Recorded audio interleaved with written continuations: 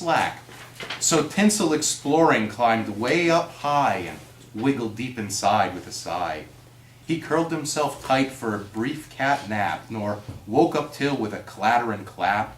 Santa cried, "Up now, brave reindeer, for we're running quite late again, I fear.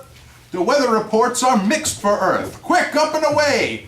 So he leaned his girth to urge them all forward into the sky while calling to Mrs. Claus, "Goodbye!" And still, little tired Tinsel slept and slept as elf folk searched, and the missus wept. Her kit was in none of his favorite spots, not bed or armchair nor licking pots.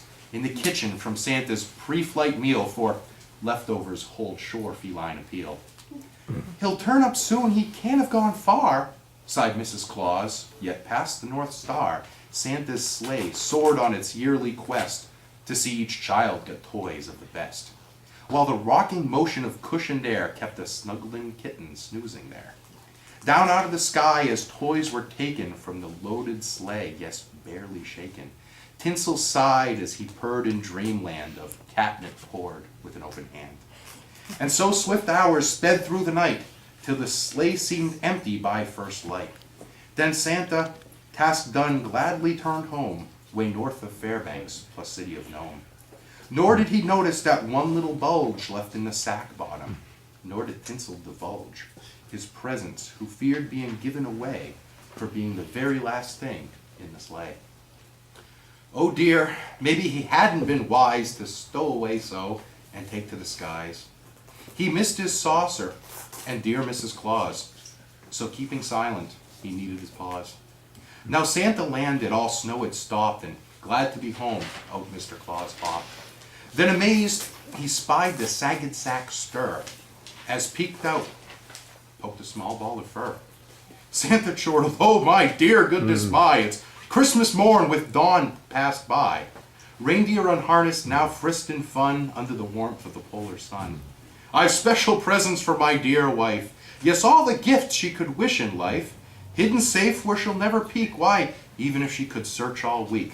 Fine gifts with glittery ribbons and bows, but she will ignore them now, I suppose, because, little Tinsel, she's missing you, and as where you went, she lacks a clue. Such a noisy fellow, inquisitive, plus a lucky kitten that I didn't give you to some youngster wanting a cat, for plenty do, be sure about that. Need I tell how the morn turned merry? Tinsel lapped cream till he was full, very. All's well that ends well, it's often said, so Tinsel, yawning, went back to bed. All right, let's do some trivia. What do you say? More trivia? More trivia. Who's up for trivia? Excellent. All right, here we go.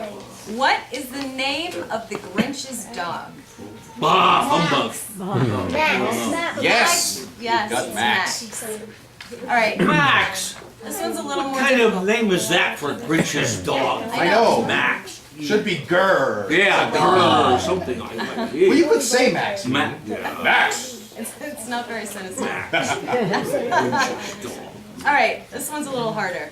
Who's the king of the island of misfit toys? The king of the island. The king of the island of misfit toys. Is it a water pistol that shoots jelly? Oh, that's Winter Warlock. No, no. You're close though. You're in the right direction. No, not Jack Jack in the in the Box. Box. King. He's a big something. winged lion. King Moonracer. It was King Moonracer. King Moonracer. All right. In which movie was the song "White Christmas" first sung? Blue Hawaii. No. That's too easy. It's Oh, it's a Holiday Inn. Oh, yeah. wow. Yeah, I watched that movie That was so kind of a many trick question. times. Good for you. Thanks. It's my turn with the last three trivia questions of the night. What was George Bailey's family business? Making money. He's a banker. Most businesses Not are. quite. Wasn't a bank. Savings and loan. Savings and loan. Yes. Or building and loan, actually, but Oh, you're right. same idea. Okay, next question. In the movie Die Hard, Wait, whoa, whoa. Wait, Die Hard. Die Hard is a Christmas movie? Die Hard is a Christmas movie. There are Christmas carols at the beginning and at the end. People sing Christmas carols and dress in holiday Okay, throw. all right, Takes fair place enough. at a Christmas party. Fair. Die Hard is a Okay, Christmas go movie, ahead. right? All right. Okay. Move on. In the movie All right. Die Hard, what item does the police officer buy at the convenience store? Oh, Donuts. Close. Tobo.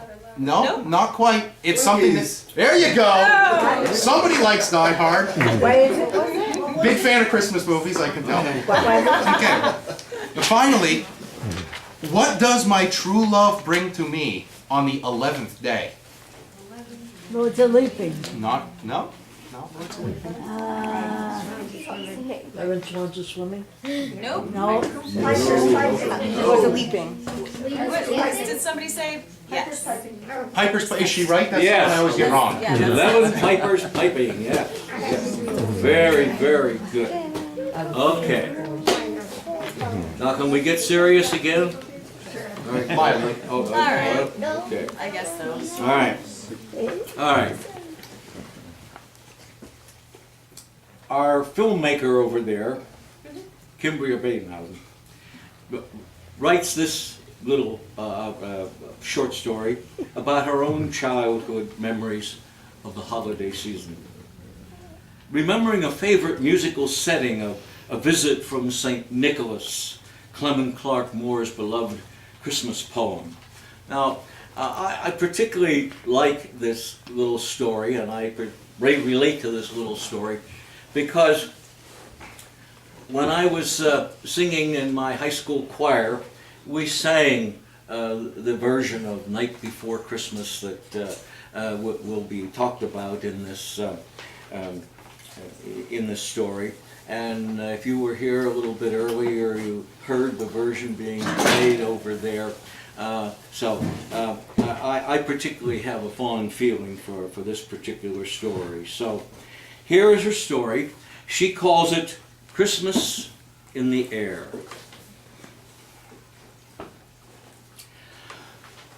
Most children raised in the United States in the past century are familiar with the poem which begins, "'Twas the night before Christmas, when all through the house not a creature was stirring, not even a mouse." I still have my copy of this children's book. My dad would read it to us, his little cherubs, each Christmas Eve before he and my mother went out for their dinner date. I imagine reading the poem was supposed to make it easier for us to fall asleep, but it only made me more impatient for morning to come.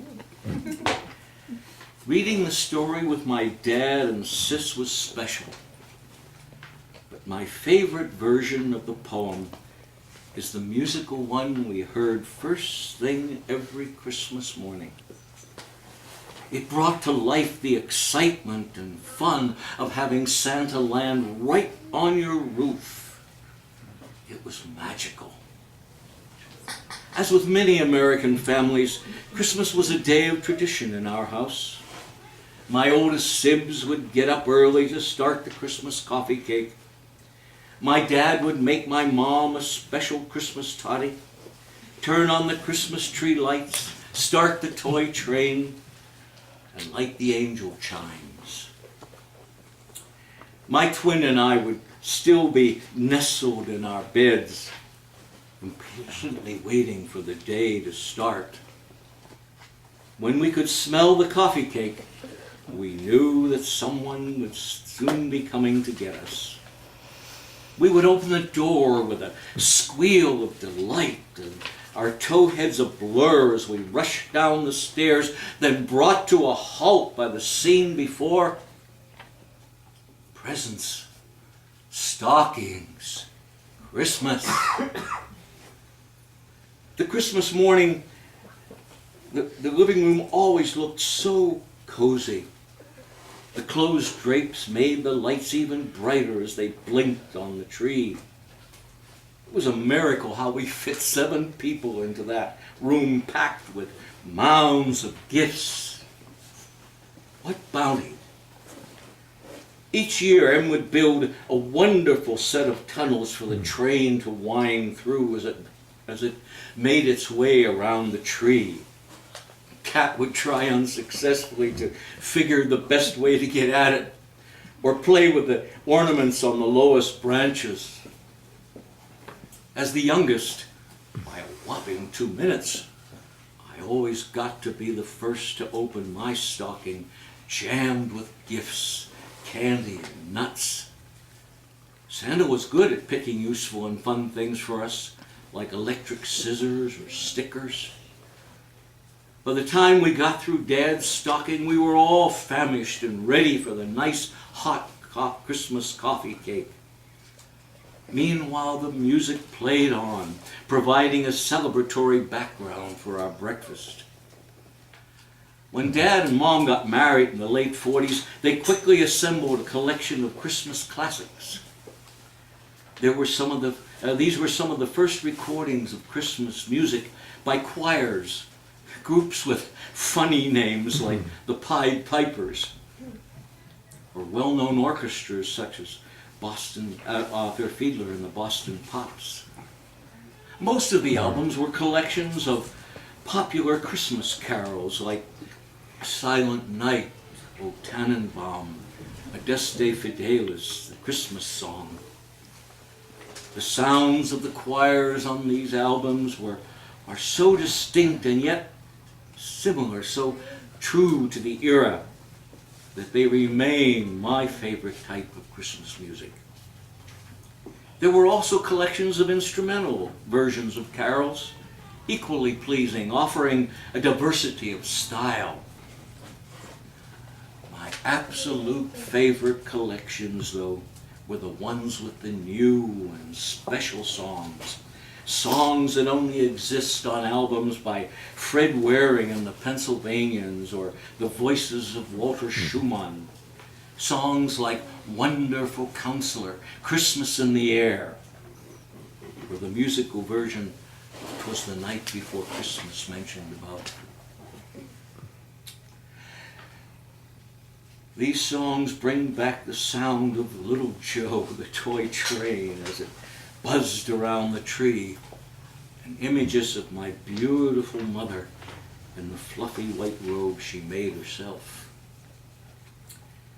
There's a new generation in the house now, and my brother's little girls have grown up without knowing the family Christmas soundtrack. He and his wife have been splitting the holidays between her family in New Jersey and us in Westchester. It seems that my generation has fallen away from our traditions also, as we've made traditions of our own. When together, we tend to listen to pop recordings of Christmas music played from an iPod. Eventually, my dad's Christmas tapes grew too old to play anymore. So I've taken on a project this fall. I'm recording all of the old records digitally. Listening to them sure does bring back the old days, giving me a young girl's excitement about Christmas morning. I wish I could play them for you now. I know you'd enjoy them. Merry Christmas. We've got one piece left tonight that you're all familiar with, I'm sure.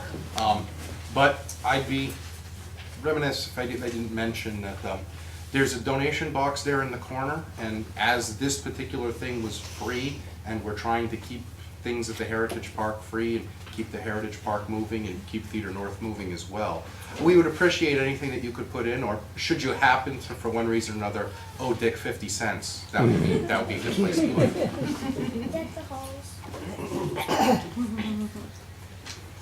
So what a more perfect way to end our evening together than a reading of Clement Clark Moore's A Visit from St. Nicholas. Thank you all so much for coming, and happy holidays. 'Twas the night before Christmas, when all through the house not a creature was stirring, not even a mouse. The stockings were hung by the chimney with care, in hopes that St. Nicholas soon would be there. The children were nestled all snug in their beds. while visions of sugar plums danced in their heads. And the ma in her kerchief and I in my cap had just settled our brains for a long winter's nap. When out on the lawn there arose such a clatter, I sprang from my bed to see what was the matter. Away to the window I flew like a flash, tore open the shutters and threw up the sash. The moon on the breast of the new fallen snow gave the luster of midday to objects below. When what, to my wondering eyes, should appear but a miniature sleigh and 8 tiny reindeer. The good old driver, so lively and quick, oh, I knew in a moment it must be St. Nick. Where rapid the Needles his coursers they came, and he whistled and shouted and called them by name. Now Dasher, now Dancer, now Prancer and Vixen, on Comet, on Cupid, on Donner and Blitzen, to the top of the porch, to the top of the wall. Now dash away, dash away, dash away all. As dry leaves that before the wild hurricane fly, when they meet with an obstacle, mount to the sky. So up to the housetop the coursers they flew, with a sleigh full of toys and St. Nicholas too. And then at a twinkling, I heard on the roof the prancing and pawing of each little hoof. As I drew in my head and was turning around, down the chimney St. Nicholas came with a bound. He was dressed all in fur from his head to his foot, and his clothes were all tarnished with ashes and soot. A bundle of toys he had flung on his back, and he looked like a peddler just opening his pack. His eyes, how they twinkled. His dimples, how merry. His cheeks were like roses, his nose like a cherry. His droll little mouth was drawn up like a bow, and the beard of his chin was as white as the snow. The stump of a pipe he held tight in his teeth, and the smoke it encircled his head like a wreath.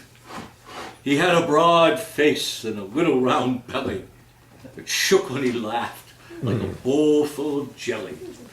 He was chubby and plump, the right jolly old elf, and I laughed when I saw him in spite of myself. A wink of his eye and a twist of his head soon gave me to know I had nothing to dread. He spoke not a word, but went straight to his work, and he filled all the stockings and then turned with a jerk. And laying his finger aside of his nose and giving a nod, up the chimney he rose. He sprang to his sleigh, to his team gave a whistle, and away they all flew like the down of a thistle. But I heard him exclaim ere he drove out of sight, Happy Christmas to all, and to all a good night. good night.